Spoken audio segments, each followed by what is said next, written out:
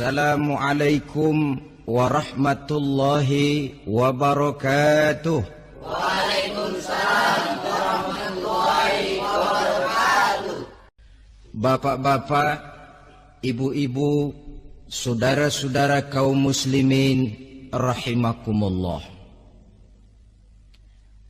Sudah menjadi keyakinan dalam kehidupan kita bahwa segala yang ada permulaannya tentu akan ada penghabisannya. Setiap yang punya awal mesti akan punya akhir. Tidak ada keabadian dalam kehidupan dunia ini. Semuanya datang dan pergi silih berganti, berubah oleh pergeseran masa dan pertukaran waktu. Demikianlah kalau kita mau merenungi kehidupan dari alam di sekitar kita. Sejak dari kehidupan tumbuh-tumbuhan, binatang, sampai kepada kehidupan kita, makhluk bernama manusia. Lihatlah kita manusia misalnya.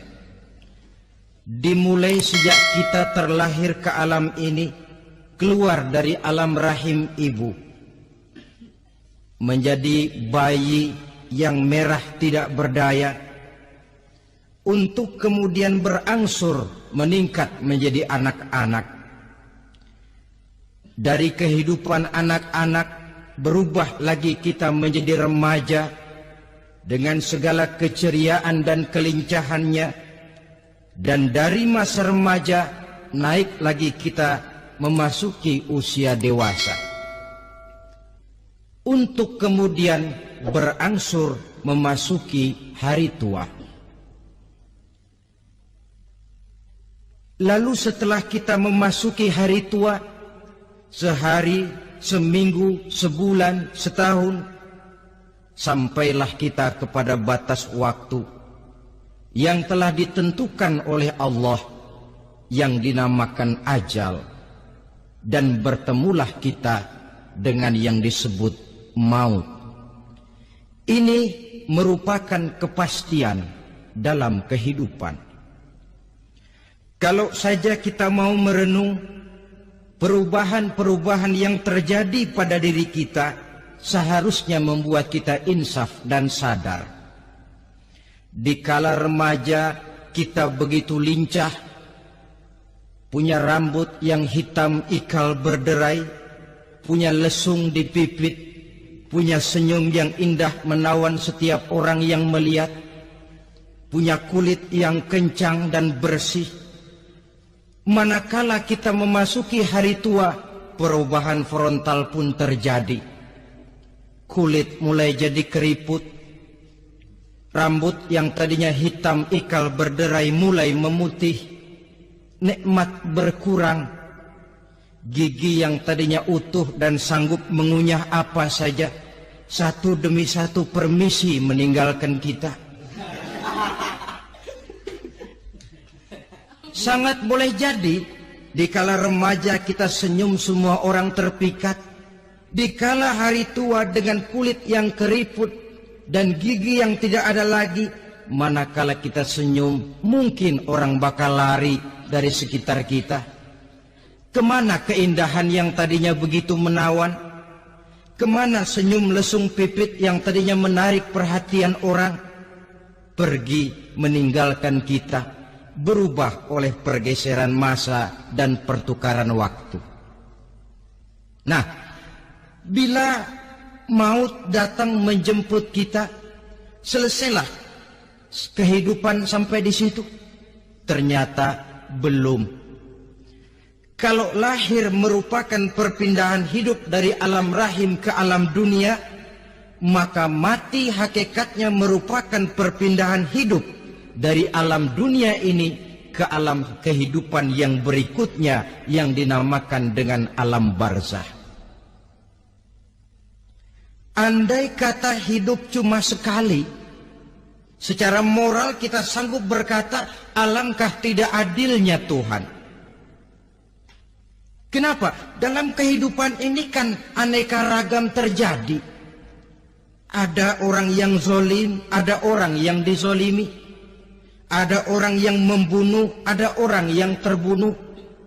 Ada orang yang kaya, ada orang yang miskin. Ada orang yang jujur, ada orang yang menghalalkan segala cara.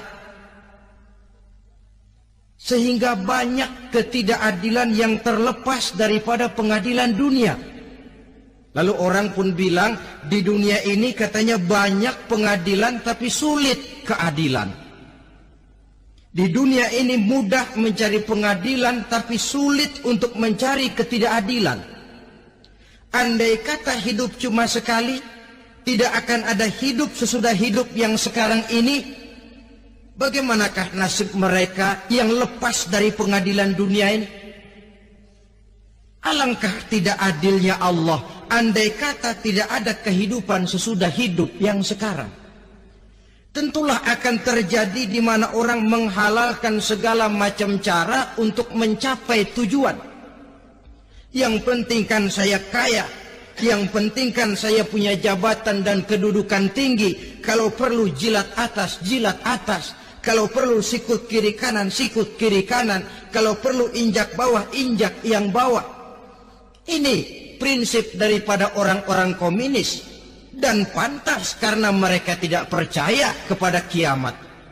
Pantas karena mereka tidak percaya akan adanya kehidupan sesudah hidup yang sekarang ini. Maka saya menghimbau kepada seluruhnya, kita sudah kadung menyepakati negara ini berdasarkan Pancasila. Kita sudah kadung konsensus bahwa PKI dengan seluruh ajarannya tidak punya hak hidup di bumi Pancasila yang kita cintai ini. Maka salah satu ajaran PKI tujuan menghalalkan cara. Kita orang Indonesia yang berbudi pekerti luhur, yang punya nilai budaya tinggi, janganlah sampai mencaci PKI, membubarkan PKI, mengutukkan PKI, tapi dalam kehidupan sehari-hari prakteknya prinsip komunis kita pakai. Apa itu? Tujuan menghalalkan cara. Asal sudah tujuan tercapai, cara apapun saja halal. Itu pandangan hidup orang yang tidak percaya kepada adanya hari akhirat. Sebagai muslim yang yakin akhirat ada, kiamat pasti akan datang. Hidup tidak cuma sekali. Maka kalau kita zalim, kalau kita berbuat aniaya, kalau kita melakukan korupsi, kalau kita merugikan orang lain, boleh jadi kita terlepas daripada pengadilan dunia. Tapi ingatlah, kita tidak akan pernah lepas dari pengadilan Allah. Pengadilan Qadhi Rabbul Jalil, di mana kita akan diadili dengan seadil-adilnya. Dan tidak satu perbuatan yang bersifat salah, yang bagaimanapun kecilnya, yang akan lepas dari pengadilan di akhirat itu nanti. Pantas saja kalau satu hari malaikat Jibril datang menasihati Rasulullah sallallahu alaihi wasallam, yang artinya juga menasihati kita semua. Apa kata malaikat Jibril kepada baginda Nabi? Ya Muhammad, ish ma syi'ta fa innaka mayyitun. Hai Muhammad, hiduplah semau kamu, tapi jangan lupa kamu pasti akan mati. Kalau memang dilarang tidak terlarang, dicegah tidak tercegah, kamu mau melaksanakan hidup menurut maumu sendiri, persilahkan. Hiduplah menurut mau dan gayamu. Tapi jangan lupa, fa innaka mayyitun, satu saat kau pasti bakal mati. Dan mati itu bukan akhir dari segalanya. Dia babak baru bagi kehidupan selanjutnya. Silahkan hidup menurut maumu, tapi jangan lupa kau pasti akan mati. Wa'mal ma syi'ta fa innaka majziyun bih. Kerjakan apa saja yang kamu mau. Kalau kau mau menghalalkan segala macam cara, persilahkan halalkan segala macam cara. Tapi jangan lupa kau akan mendapat balasan dari seluruh amal perbuatanmu. Wa ahbib ma syi'ta fa innaka mufariquhu. Dan cintailah apa saja yang mau kau cintai. Kau cintai anak istrimu, silahkan. Kau cintai harta bendamu, tafadhal. Kau cintai tanah airmu, kau cintai pangkat dan jabatanmu, persilahkan. Tapi jangan lupa, fa innaka mufariquhu. Kau pasti akan berpisah dan akan meninggalkan segala yang kau cintai itu. Apa artinya ini buat kita?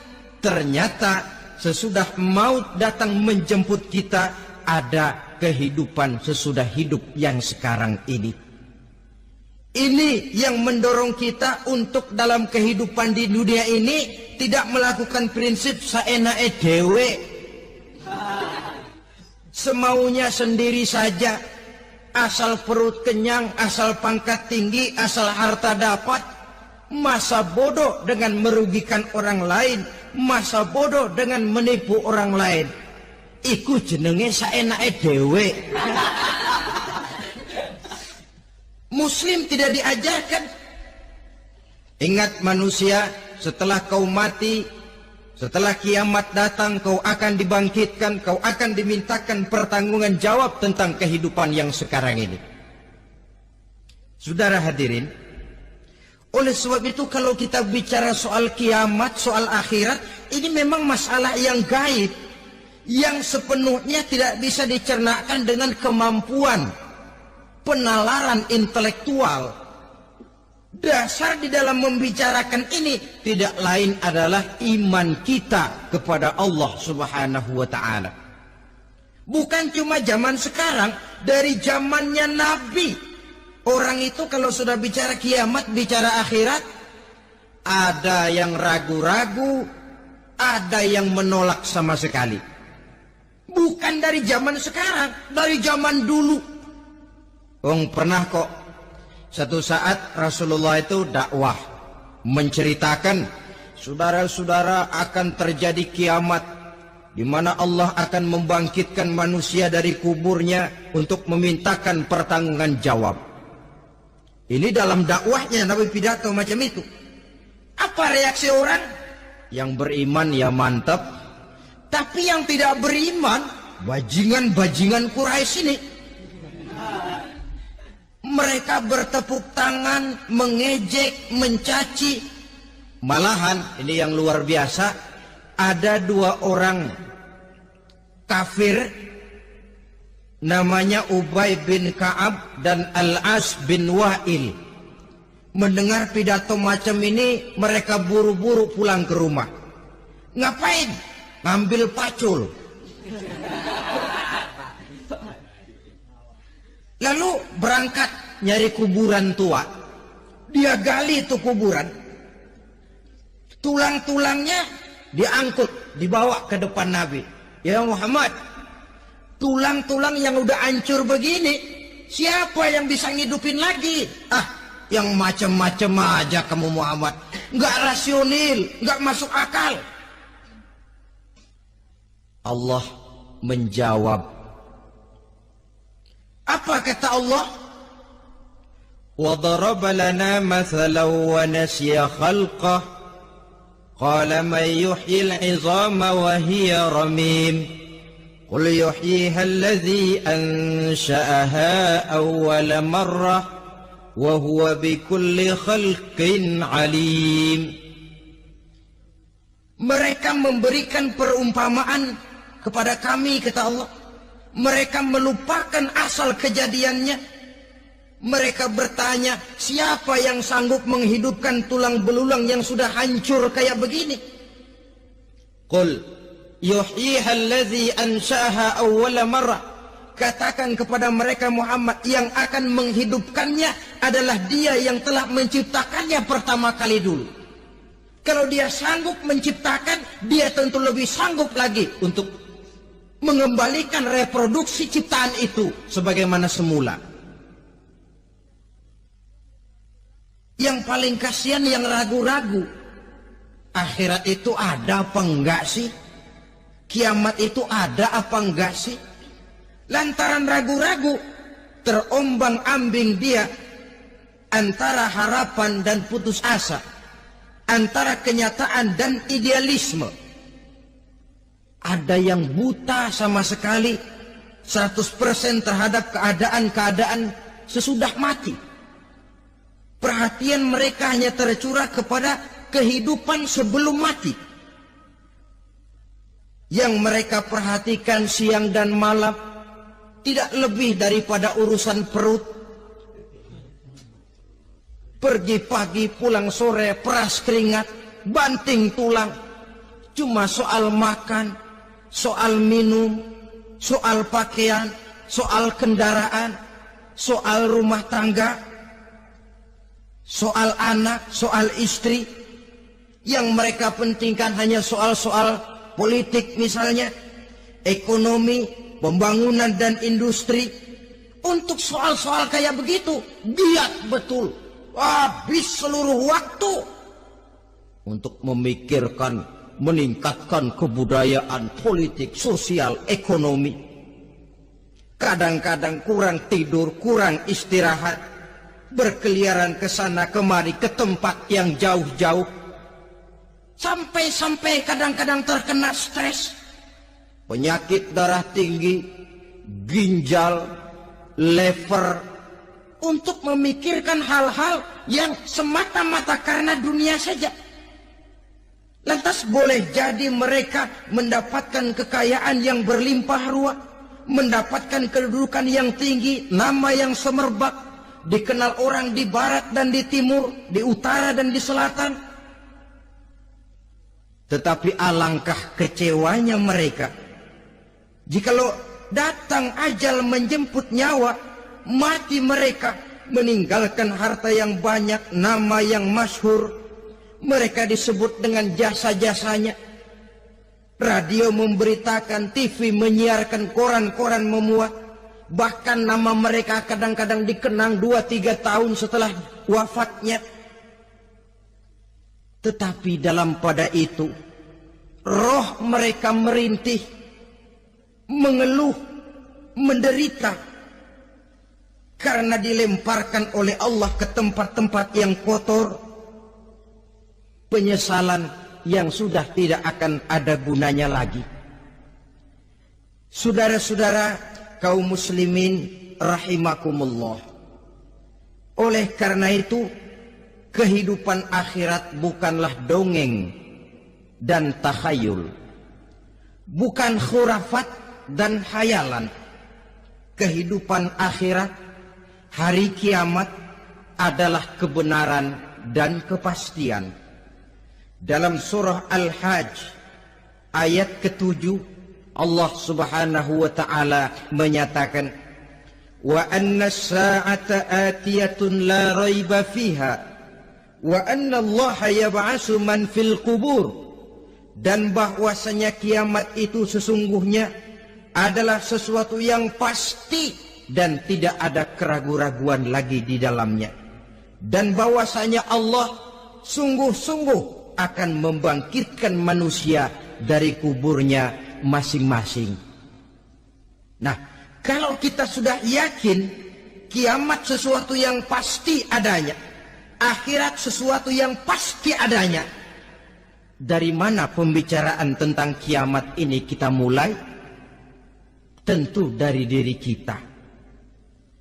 Marilah kita mencoba melihat proses perjalanan hidup ini sampai kita memasuki kiamat. Hadirin, tidak ada makhluk secantik manusia. Tidak percaya, pernah ke Ragunan? Nah, saudara masuk ke kebun binatang, segala macam makhluk ada di situ, ratusan macam jenis binatang. Bandingkan dengan saudara, kira-kira cakep mana?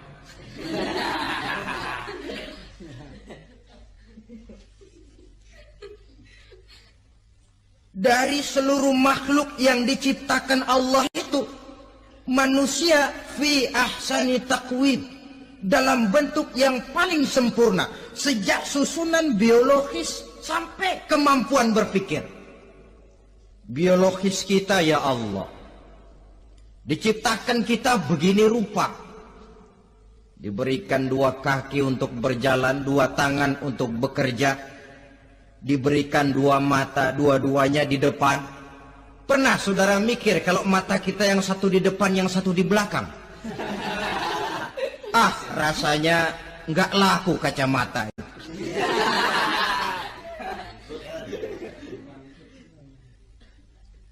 Diberikan hidung dengan 2 lubang, tahu betul Allah ke bawah lagi lubangnya.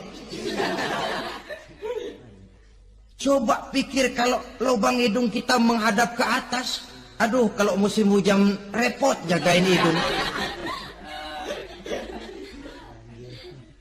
Laqad khalaqnal insana fi ahsani taqwim.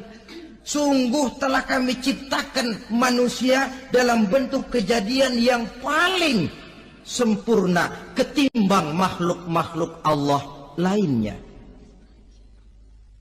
Nah, kesempurnaan manusia ini oleh karena hidupnya terdiri dari 2 unsur pokok. Pertama unsur jasmani dan kedua unsur rohani, jasad dan roh. Jasad yang terlihat sekarang ini, potongan saudara yang ngejedok di depan saya ini jasad saudara. Ini yang berasal dari sari pati makanan yang dimakan oleh bapak ibu kita. Lalu hasil kerjasama yang baik antara ibu dengan bapak, terwujudlah kita. Kalimat langsungnya jasad ini berasal dari tanah yang tadi berubah dari bayi, remaja, dewasa, meningkat hari tua. Yang berubah itu jasmani kita.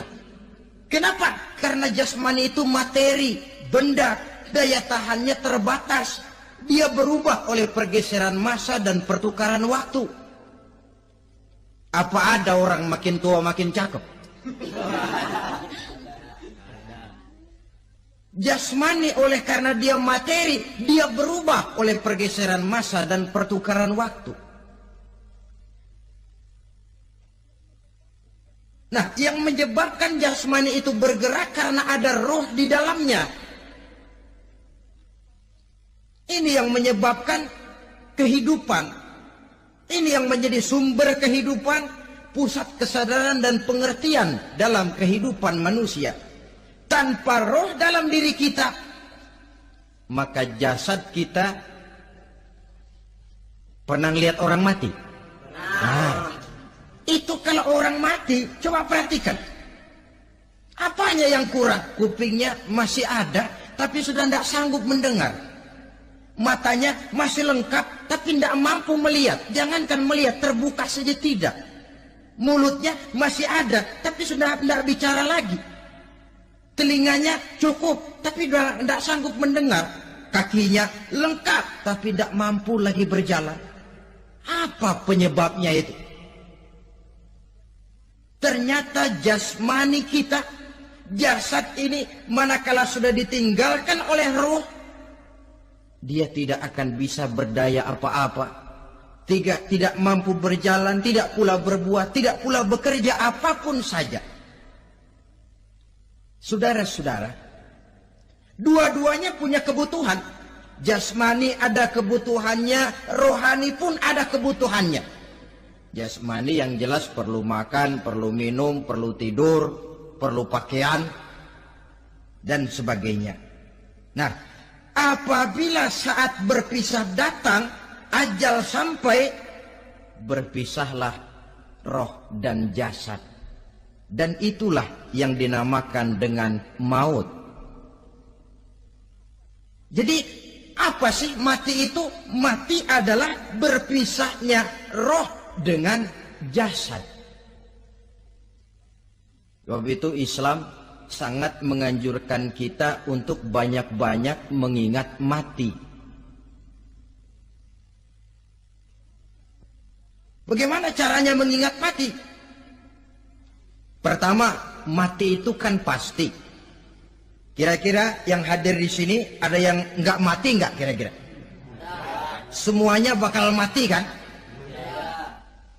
Berani? Sekarang mau? Saudara, sebenarnya kalau kita merenung lebih jauh, orang itu tidak perlu takut mati. Walaupun tidak boleh terlalu berani menghadapi mati. Karena bagaimanapun takutnya kita kepada mati, toh dia pasti datang. Bagaimanapun beraninya kita mati, kalau belum ajal, ya tidak mati juga. Jadi muslim itu kan harus berani menghadapi hidup dan tidak takut menghadapi mati. Mati adalah sesuatu yang pasti. Muslim dianjurkan banyak-banyak mengingat mati dalam kehidupan. Caranya bagaimana? Pertama, berziarah nengokin teman yang sakit. Ya? Suka nengokin teman yang sakit enggak? Oh, itu pahalanya kata Nabi. Menengok orang yang sedang sakit lebih afdol daripada sholat sunnah 1000 rakaat. Apa pernah saudara sembahyang sunnah sampai 1000 rakaat? Nengokin orang sakit pahalanya lebih afdol daripada itu. Kenapa menengoki orang sakit mengingatkan kita kepada mati? Iya ya, ini teman saya yang kemarin seger banget, bercanda sama saya, ketawa sama-sama, sekarang terbaring tidak berdaya, hilang kemampuannya, hilang keceriaannya, sakit. Iya kalau sembuh, kalau ajal, iya sekarang giliran dia, kalau jatuh ke saya. Lalu menghibur teman dengan kata-kata yang enak, yang akan mendatangkan sugesti supaya dia cepat sembuh. Jangan nengokin orang sakit jujur. Sakit apa lu? Perut. Emang teman gua kemarin sakit begini mati ya? Wah, itu orang bisa jadi shock lantaran etika kita tidak akan sampai ke sana. Menjenguk orang sakit akan mengingatkan kita kepada mati. Apalagi ziarah kubur. Ada yang orang tuanya sudah meninggal? Nah, kalau ada, ya tidak bisa tiap hari, sekurang-kurangnya seminggu sekali, Jumat pagi misalnya, ziarah kita ke kubur. Sehingga kalau kita masuk kubur kan ada etikanya.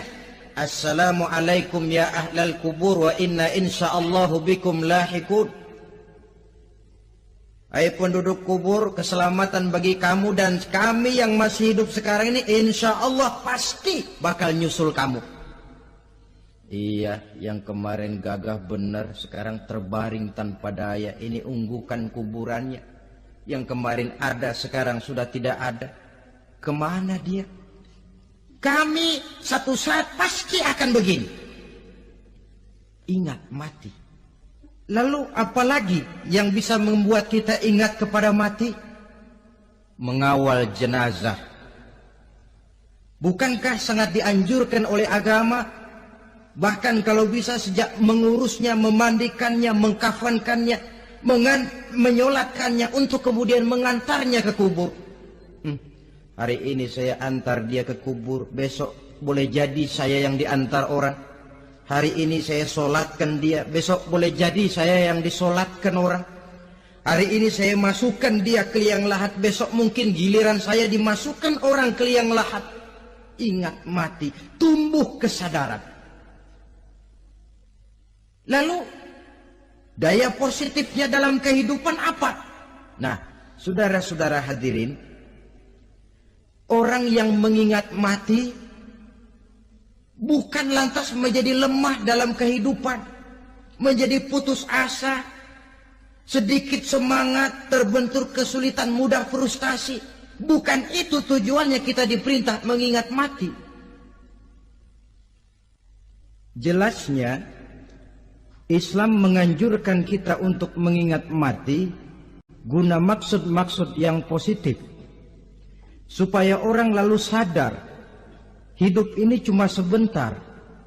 Maka mumpung hidup, nah ini mumpung. Tapi mumpung yang baik.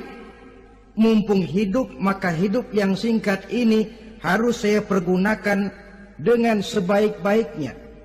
Melakukan kebajikan yang sebanyak-banyaknya. Menjauhkan rasa malas. Menunggu keajaiban yang datang dari langit. Berleha-leha, bermain-main. Sementara maut kalau dia datang tidak pernah main-main.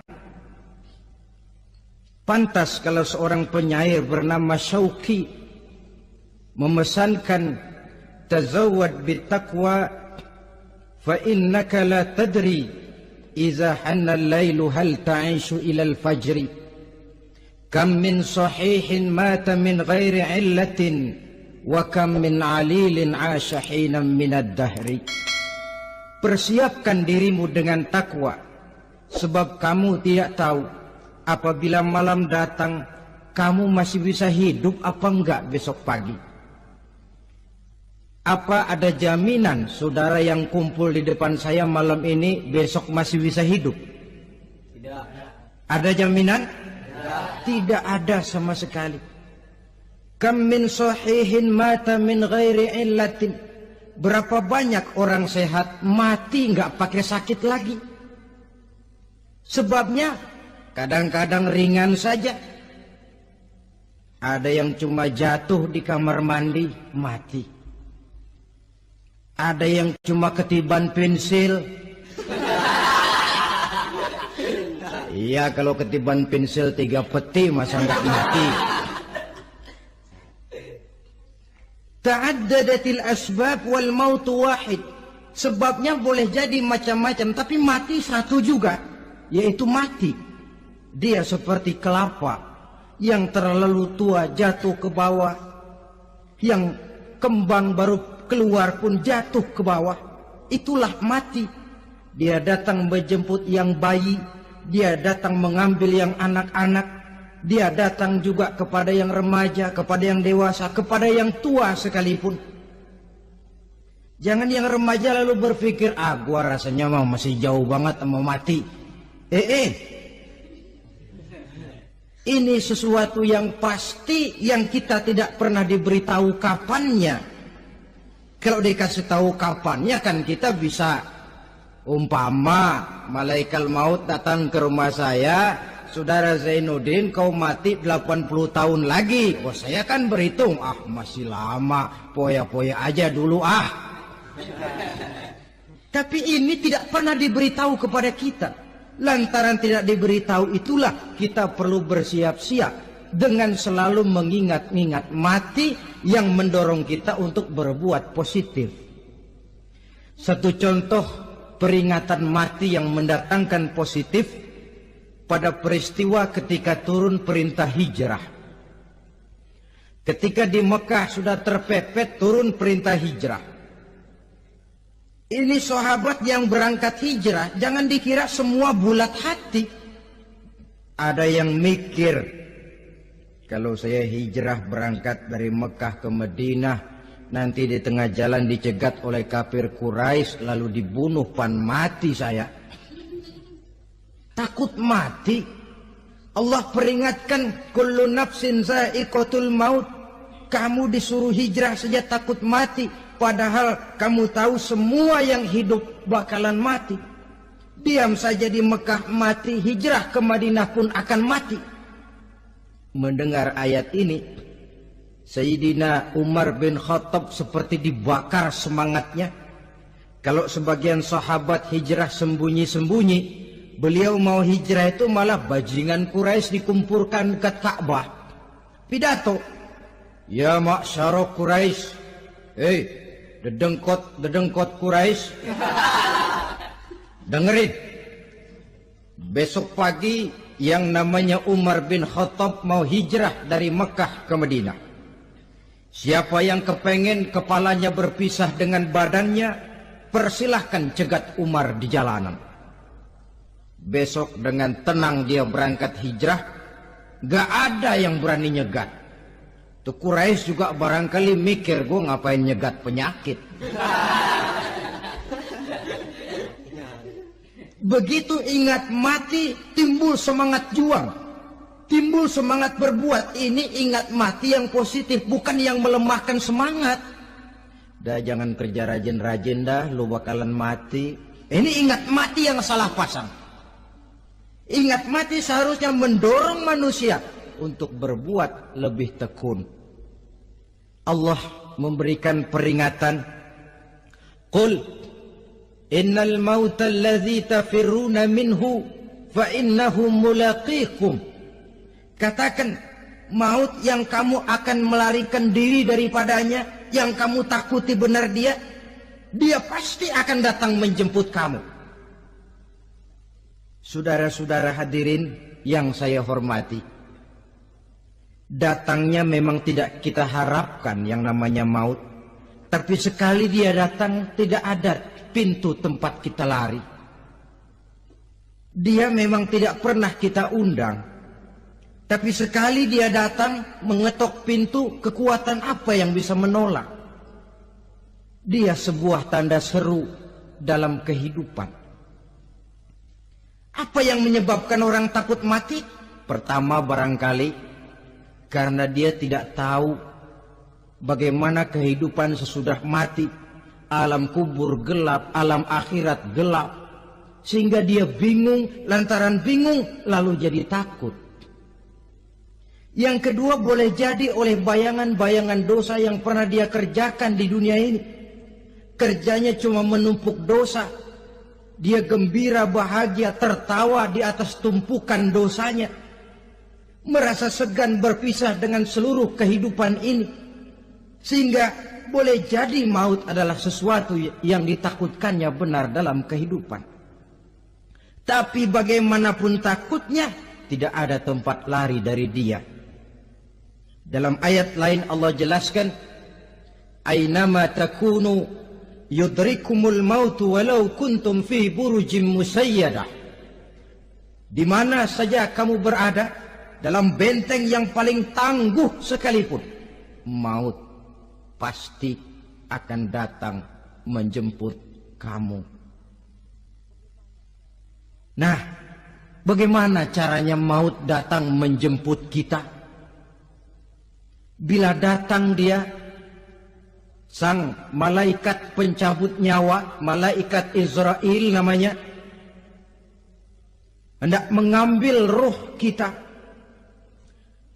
Dalam suasana macam begitu, di akhir kehidupan dunia, dalam berhadapan dengan sakaratul maut, terbagilah manusia dalam dua bagian besar. Pertama, yang menghadapi sakaratul maut itu dengan husnul khatimah, baik di akhirnya, sehingga pada saat ruhnya berpisah dengan jasadnya, kelihatan dia seperti senyum, mukanya cerah. Bahkan sebelum itu boleh jadi dia sempat meninggalkan pesan-pesan yang baik. Ada yang sempat azan, ada yang sempat baca Quran.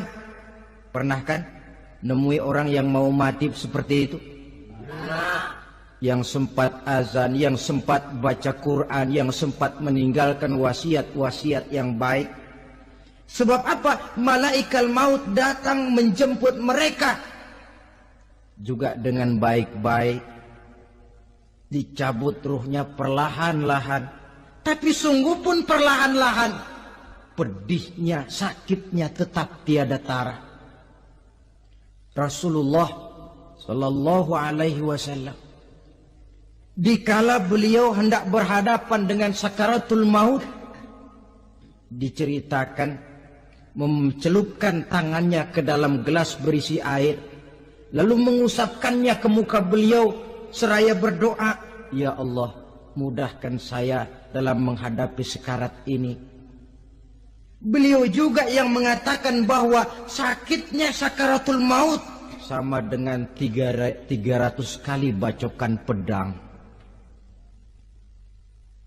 Sehingga kita diajarkan doa, di antara doa selamat itu kan ada Allahumma hawwin alaina fi sakaratil. Ya Allah, mudahkan saya di dalam menghadapi sakaratul maut itu. Ketika ruh ini keluar dari jasad, mata masih mengikuti ruh itu. Sehingga kadang-kadang ada yang matanya terbelalak dan tidak sempat ditutup, terbuka terus, mengikuti ruh itu keluar dari jasadnya. Adapun golongan kedua, manusia yang ketika berhadapan dengan sakaratul maut mendapatkan su'ul khatimah, jelek di penghabisannya, sekaratnya sudah setengah mati, lalu jelek juga di akhirnya, mati dalam keadaan yang tidak baik, tidak terpuji. Ada yang lagi megang kartu, mati. Ada yang lagi di tempat ngadu ayam, mati. Ada yang lagi di tempat pelacuran, mati. Ada yang lagi megang botol minuman keras, mati. Nih barangkali malaikat maut gemes banget nariknya, lu bajingan, lu tarik terus kan. Mati su'ul khatimah. Makanya bagus itu. Kadang-kadang di majelis-majelis taklim kan sering dibaca ya Allah biha, ya Allah biha, ya Allah bihusnil khatimah. Kan ada itu? Ada enggak? Saudara hadirin, mohon agar oleh Allah kita diberikan husnul khatimah, baik di saat ruh akan berpisah dengan jasad. Ini sesuatu yang pasti. Sang malaikat maut datang menjemput nyawa. Setelah ruh berpisah dari badan, maka tinggallah sang badan, ditangisi oleh semua yang kita tinggalkan. Sehingga kepada putrinya Fatimah, ketika malaikat maut datang hendak menjemput baginda Nabi, beliau berkata kepada anaknya, Fatimah, kamu tahu siapa yang datang? Saya tidak tahu, Bapak. Yang datang hadimul lazat. Itu dia yang menghancurkan seluruh kesenangan dunia. Waqati'u syahwat, yang memisahkan kita dengan seluruh yang kita cintai. Dia malaikat maut, Pak. Manakala jasad sudah ditinggalkan oleh ruh, itulah yang dikerubungi orang. Anak menangis, istri menangis, orang tua bersedih, teman-teman merasa kehilangan, menangisi jasad. Diuruslah jasad kita, dimandikan sebagaimana mestinya, dikafankan dengan kain putih 3 lembar. Itu yang hendak kita bawa kembali ke tempat asal kita. Pakaian sutra, jas yang mereknya Switzerland wool, kain yang Samarinda, sepatu yang Belly atau Beltoni, jam tangan yang Rolex, kendaraan yang serba mewah. Tidak ada yang menyertai kita. Kain putih 3 lembar itu saja lagi. Demi setelah dikafankan, dibujurkan, kita menghadap ke arah kiblat. Orang banyak pun datang menyolatkan kita dengan 4 takbir, diiringi dengan doa. Lalu upacara pelepasan, berangkat kita meninggalkan anak, istri, suami, kampung halaman, tanah air, bahkan alam dunia ini. Selamat tinggal alam dan seluruh isinya. Tinggallah yang tinggal. Saya akan kembali ke tempat asal dari mana saya datang, untuk kembali mempertanggungjawabkan seluruh perbuatan saya dalam kehidupan ini. Manakala upacara pelepasan selesailah sudah, dimasukkan kita ke keranda jenazah, digotong orang, bismillah wa ala millati rasulillah, dibawa ke tempat peristirahatan terakhir katanya. Padahal dulu kalau mau kita istirahat, ke villa lah kita, ke Bali lah kita, ke Hong Kong lah kita, ke tempat-tempat tamasya yang indah. Oh, rupanya akan sampai juga perjalanan menuju tempat peristirahatan terakhir yang luasnya tidak akan lebih dari 2 kali 1 meter. Diusung orang kita, diantarkan orang banyak. Manakala sampai ke atas liang lahat, pengusung jenazah dibuka, diturunkan kita ke liang lahat, dibaringkan. Gumpalan tanah akan jadi bantal kita. Muka dibuka, dihadapkan ke arah kiblat. Setelah itu ditutup liang lahat kita dengan kayu. Masih belum kurang, diuruk dengan tanah. Yang menguruk orang-orang yang tadinya mencintai kita, menyayangi kita. Tapi ketika jasad sudah ditinggalkan ruh, habis rupanya cintanya. Coba jasad kalau sudah ditinggalkan ruh, 3 hari aja di rumah, serem. Ya mayit, siapa yang betah nemenin mayit?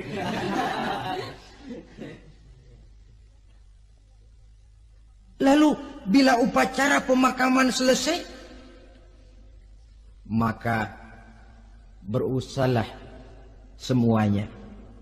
Para pengantar akan kembali ke rumahnya masing-masing. Maka masuk kita ke alam kehidupan, yaitu yang disebut alam barzakh atau alam kubur. Apa selesai hidup sampai di situ? Tidak. Hanya beberapa langkah setelah yang mengantar kita pulang. Diriwayatkan dalam hadis Bukhari dan Muslim, bila seseorang sudah diletakkan di kuburnya, lalu yang mengantar kembali pulang, maka roh si mayit akan dapat mendengar bunyi terompah orang yang pulang itu. Bunyi terompahnya terdengar. Datang 2 malaikat menanyakan dia dengan pertanyaan-pertanyaan yang kalau bisa dijawab dengan betul. 2 malaikat yang bernama Munkar Nakir akan bilang, jawabanmu betul. Tenanglah kau di sini, naumatal arus. Tidurlah kau di sini seperti tidurnya pengantin. Orang yang baik-baik di alam kuburnya akan mendapat nikmat kubur. Sehingga masa penantian yang lama, sebab jangan lupa, kita masuk ke kubur itu kan menunggu sampai datangnya hari kiamat. Jadi kalau kiamat umpama masih 1000 tahun lagi, ya 1000 tahun kita menunggu. Orang yang baik-baik penantian di alam kubur, kata malaikat, naumatal arus. Tidurlah kamu seperti tidurnya pengantin. Bagaimana sih tidurnya pengantin? Nggak berasa. Iya, kata anak sekarang, endah aja udah. Begitu mendusin pagi, kata lakinya, malam sebentar bener ya Neng.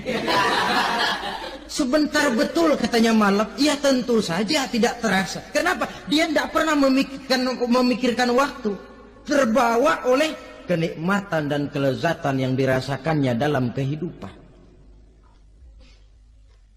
Tapi orang kafir, orang yang dosanya bertumpuk, tidak sanggup menjawab pertanyaan 2 orang malaikat, maka dia akan mendapat azab di alam kuburnya terus menerus siang dan malam sampai datangnya hari kiamat.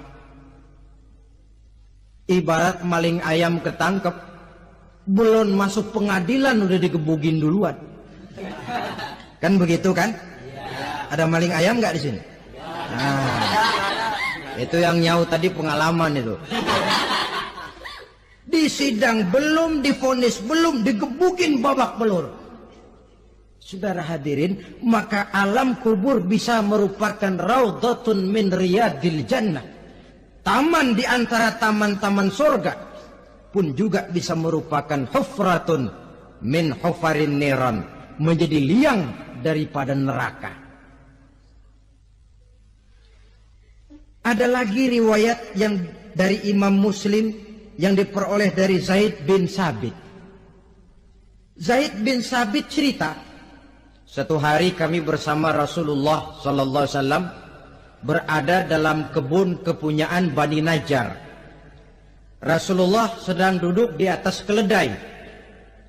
Tiba-tiba entah bagaimana itu keledai terkejut, kaget, berontak, hampir Rasulullah jatuh. Rasulullah kemudian bertanya, rupanya di kebun itu ada kuburan tua, 5 atau 4 kuburan. Rasulullah lalu bertanya, saudara-saudara ada yang tahu nggak ini kuburan siapa? Nggak ada ya Rasulullah. Memang kenapa?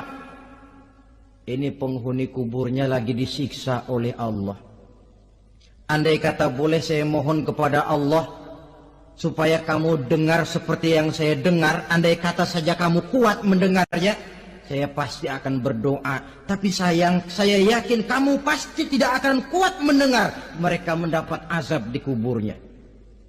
Hadis sahih riwayat Imam Muslim dari Zaid bin Sabit.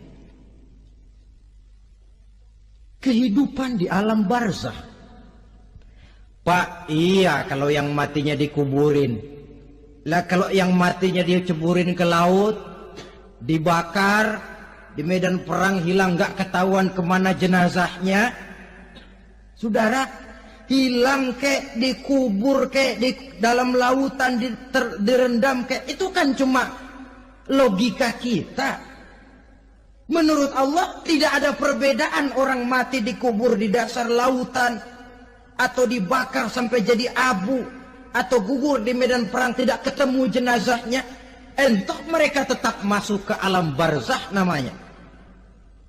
Jasad boleh hancur, tapi roh sebagai sumber kehidupan, pusat kesadaran dan pengertian, dia tetap ada, mengalami kebahagiaan dan kegembiraan, atau mengalami kepedihan dan penderitaan, bergantung kepada amalan yang kita lakukan dalam kehidupan di dunia ini.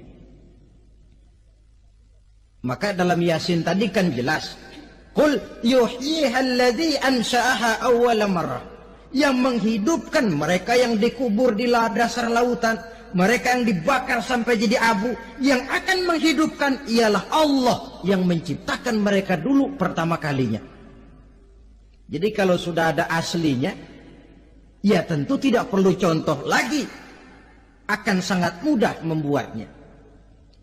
Orang tua kita, keluarga kita yang sudah berpulang, mereka di alam barzah sekarang ini bisa mendapat nikmat kubur, bisa mendapat azab kubur, bergantung amalan mereka dalam kehidupan di dunia ini.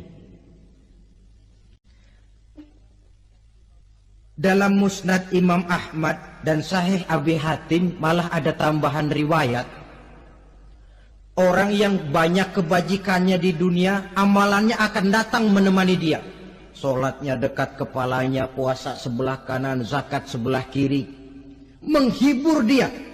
Malahan dikatakan berbentuk orang yang cantik menemani dia di alam kuburnya. Aneh, dia tanya, man anta lam ara fid dunya ajmal minka. Siapa kamu? Di dunia ini belum pernah saya melihat orang secantik kamu. Dia jawab, ana amaluka soleh. Saya adalah amalmu yang soleh yang kau kerjakan waktu di dunia. Saya sekarang diperintahkan untuk menemani kamu di sini. Alhamdulillah. Sedangkan amalnya yang jahat akan datang dalam bentuk yang menyeramkan menemani dia di sana. Bayangin deh, di kuburan ditemenin yang serem-serem. Sama juga di dunia. Di dunia, kalau kita di tempat gelap ditemenin orang cakep, enak nggak? Wah, pengalaman. Tapi coba bayangin, sudah tempatnya gelap, yang nemenin jelek nggak ketulungan, gerah kita. Nah, saudara hadirin yang saya hormati, lalu bagaimana tempat arwah-arwah yang sudah kembali menghadap Allah yang disebut mustaqarrul arwah itu? Macam-macam tingkatannya sesuai dengan profesi dan amalannya waktu di dunia. Ada roh-roh itu yang setelah pisah dengan jasad, artinya mati, ditempatkan di tempat yang disebut a'la iliyin, tempat yang tertinggi. Siapa ini? Arwahnya para nabi dan para rasul. Ini fi a'la iliyin, di tempat yang tertinggi. Arwahnya para nabi, arwahnya para rasul. Dan karena kita bukan nabi, bukan rasul, ya jangan mimpi dapat tempat fi a'la iliyin. Kecuali kalau Allah menghendaki, itu hak prerogatif Allah. Tapi kan tidak adil kalau Allah melakukan itu. Ini kelompok roh-roh yang masuk golongan VIP. Wah, the first class. Para nabi, para rasul. Lalu ada pula roh-roh itu yang setelah pisah dengan jasadnya diumpamakan seperti burung-burung hijau yang berterbangan di perkebun-kebunan surga. Roh siapa mereka ini? Rohnya para syuhada, orang-orang yang mati syahid gugur membela agama. Nah, ini bedanya orang mati syahid dengan pahlawan, ya. Apa bedanya syuhada dengan pahlawan? Kalau syuhada, orang yang gugur membela agama, niatnya karena Allah, mati syahid. Kalau pahlawan, orang yang gugur membela negara, orang yang dianggap berjasa kepada pemerintah. Klimaksnya, kalau orang mati syahid, jelas surga. Tapi pahlawan, belum tentu surga. Kenapa? Bergantung kepada negara macam apa yang dibelanya dan pemerintah model mana yang dibelanya. Di negara-negara komunis misalnya, banyak nggak pahlawan? Banyak. Dengan sekian tanda jasa yang mati di medan perang dan sebagainya. Kira-kira pahlawan komunis masuk surga enggak? Ya, kalau pahlawan komunis masuk surga, kita nggak kebagian kapling di surga barangkali. Inilah bedanya pahlawan dengan orang mati syahid. Kemudian ada pula roh itu yang tertahan di pintu surga. Tertahan di pintu surga. Ini seperti tadi, orang yang mati syahid tapi masih ada kaitan di dunia. Rasulullah pernah ditanya orang, ya Rasul, kalau saya maju ke medan perang bela agama, mati syahid, apa saya masuk surga? Iya, masuk surga. Kecuali kata Nabi, kalau masih punya utang. Nah, tertahan di pintu surga. Ada pula roh itu yang tertahan di alam kuburnya. Ini umumnya seperti tadi itu.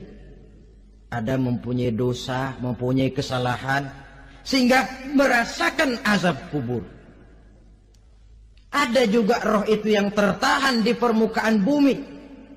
Mereka yang dalam hidup selalu menumpuk dosa-dosa yang besar, meninggal sebelum keburu untuk bertaubat. Saudara hadirin yang saya hormati, inilah yang kita khawatirkan. Sebab jikalau pada saat roh sudah datang, jikalau saatnya roh datang berpisah dengan jasad, menemukan sakaratul maut, saat itu taubat sudah tidak akan ada gunanya lagi. Masuk ke alam kubur, mendapat azab kubur, sampai datangnya hari kiamat. Berapa lama di alam kubur ini? Menunggulah kita sampai datang saatnya kiamat. Nah, saudara-saudara, apa tanda-tanda hari kiamat? Kapan dia akan datang? Bagaimana hal ihwal manusia pada saat terjadi kiamat? Bagaimana alam ini? Bagaimana perhitungan di padang mahsyar? Insya Allah akan saya ungkapkan pada bagian kedua dari ceramah ini. Insya Allah kita akan lanjutkan pembicaraan ini sampai kepada terminal paling akhir, surga dan neraka. Inilah